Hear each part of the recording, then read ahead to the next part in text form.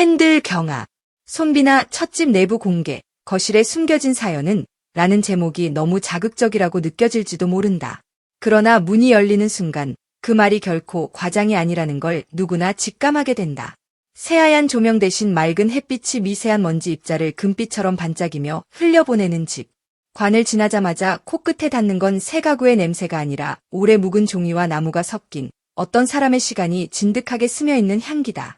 이 집은 누군가의 취향을 과시하는 쇼룸이 아니라 무대 뒤에서 수없이 부서졌다 다시 일어난 한 가수의 오랜 버팀과 약속이 켜켜이 쌓인 장소였다. 무대 위의 손비나는 늘 환호성으로 둘러싸여 있다. 화려한 의상, 흔들림 없는 라이브, 손짓 하나만으로도 좌중을 휘어잡는 카리스마. 그런데 집은 전혀 다르다. 높은 천장도, 크리스탈 샹들리에의 요란한 반짝임도 없다. 거실 중앙에는 낮은 목재 테이블과 소파 하나, 그리고 벽 한쪽을 차지한 작은 오디오 세트가 전부다. 대신 창가를 가득 채우는 자연광이 이 공간의 주인이며 빛은 언제나 정직하게 이 집의 표정을 바꿔놓는다. 오전에는 우유빛, 오후에는 꿀빛, 해가 기울면 오래된 필름처럼 색이 바래고 그때마다 이 집은 마치 다른 장면의 세트처럼 새로운 이야기를 꺼내 보인다. 거실 벽에는 고가의 아트피스 대신 오래된 사진 한 장이 걸려있다. 무대 위 첫 노래를 시작하던 앳된 소년 손비나, 그리고 그를 지그시 바라보는 할머니. 액자는 화려하지 않지만 유난히 단단하게 벽을 붙들고 있다. 못자국은 두툼하고 액자 틀의 모서리는 여러 번 손때가 묻은 듯 윤이 난다. 이 사진이 처음 걸리던 날 그는 누구보다 조용했다. 소파 앞에 선 채 한참을 말없이 사진을 바라보다가 아주 낮은 목소리로 중얼거렸다고 한다. 여기, 이 벽이 우리 집의 심장입니다. 그 말 이후로 이 집의 중심은 늘 거실이 되었고 손비나가 하루를 견디는 힘도 내일을 시작하는 이유도 이 사진 앞에서 다시 선명해졌다. 팬들이 가장 놀랐던 건 호화롭지 않다는 사실이 아니었다. 진짜 놀라움은 거실 구석구석에서 발견되는 사소한 물건들이 모두 이야기를 품고 있다는 점이었다. 낡은 라디오 위에 올려진 작은 나무 상자에는 한때 고시원 책상 서랍을 가득 채우던 메모들이 정갈하게 묶여 있다. 밤마다 두 문장씩 써내려가던 다이어리, 녹음 버튼을 눌렀다 지웠다 했던 연습일지, 공연 전날 새벽에 급히 적어내려간 기도 같은 문장들. 펼쳐 보이면 초라할 만큼 단순한 글씨가 종이를 메우고 있지만 그 잔잔한 획 사이사이에 무명 시절의 서늘한 골목바람과 떨어질 듯 버티던 심장의 두근거림이 고스란히 살아있다. 책장 아래 칸에는 팬들이 건넨 봉투들이 두 손으로 들어야 할 만큼 묵직하게 들어차 있다.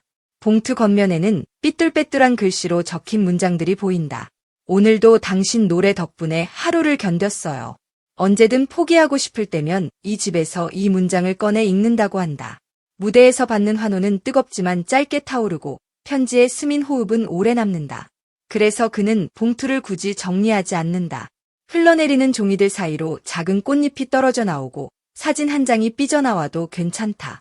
어차피 이 집의 질서는 반듯함이 아니라 서로 기대어 버티는 온기이기 때문이다. 창가 쪽으로 시선을 옮기면 아주 작은 작업 공간이 눈에 들어온다. 접으면 사라질 것 같은 가벼운 책상, 오래된 오디오 인터페이스, 스피커 한 조, 그리고 마이크. 케이블은 일부러 정리하지 않은 듯 둥글게 말려 책상 끝을 흘러내린다. 노트북 옆에는 작은 다이어리가 펼쳐져 있는데 구겨진 모서리마다 그날의 음을 붙잡으려던 흔적이 남아있다. 흥얼거리다 붙잡은 한 소절, 문득 떠오른 제목의 씨앗, 아직 가사가 채워지지 않은 빈 칸들. 그는 가끔 거실 전체를 스튜디오처럼 사용한다. 커튼을 반쯤 걷고 마이크 스탠드를 사진 앞에 세워놓은 뒤 아주 낮은 볼륨으로 반주를 깐다. 그리고 노래한다. 눈앞에 소년과 뒤에서 바라보는 할머니가 같은 프레임에 들어오는 자리에서 거실 한편에는 비어있는 의자가 하나 있다. 화려한 1인용 리클라이너가 아니라 오래 앉으면 자국이 선명히 남는 단단한 나무 의자. 그는 사람들이 물을 때마다 그 의자에 대해 길게 설명하지 않는다. 그냥 자리입니다. 그렇게 답한다. 그러나 팬들 사이에서는 그 의자가 할머니를 위한 자리라는 걸 모두가 안다. 언젠가 카메라가 꺼지고 촬영팀이 모두 돌아간 밤, 그는 그 의자에 따뜻한 담요를 덮어놓았다. 담요 끝을 접어 올리며 말했다고 한다. 다음에는 더 빨리 부를게요. 집밥 먼저 드리려고요. 오래 미뤄왔던 약속, 말끝마다 떨리던 다짐이 그 의자에 고스란히 남아있다. 그렇다면 거실에 숨겨진 사연은 무엇인가?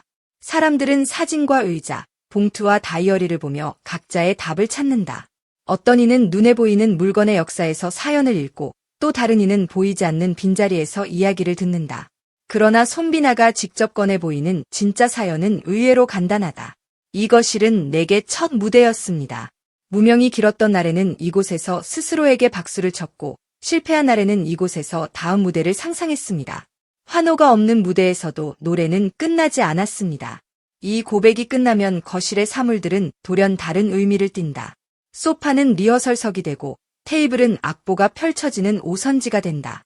햇살은 조명이 되고 벽의 사진은 프롬프터처럼 그에게 말한다. 여기까지 잘 왔다고, 내일도 괜찮을 거라고. 집들이 첫 초대 손님이 누구였느냐는 질문에 대한 답은 이미 많은 이들이 알고 있다. 할머니. 늘 객석맨 앞줄에서 그의 손을 꼭 쥐어주던 사람.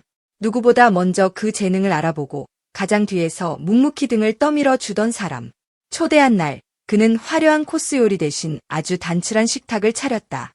따끈하게 김이 오르는 국 한 그릇, 갓 지은 밥, 그리고 어린 시절의 기억이 배어있는 반찬 몇 가지.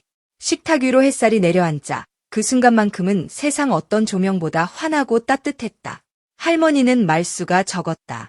잘했다. 정말 잘했다. 세상 어떤 상패와 트로피보다도 무거운 칭찬이었다. 그 말이 닿자 그는 웃음과 울음을 동시에 삼켰다. 이 집을 지은 건 돈이 아니라 시간과 약속이었다는 사실이 그 한마디로 비로소 완성되었기 때문이다.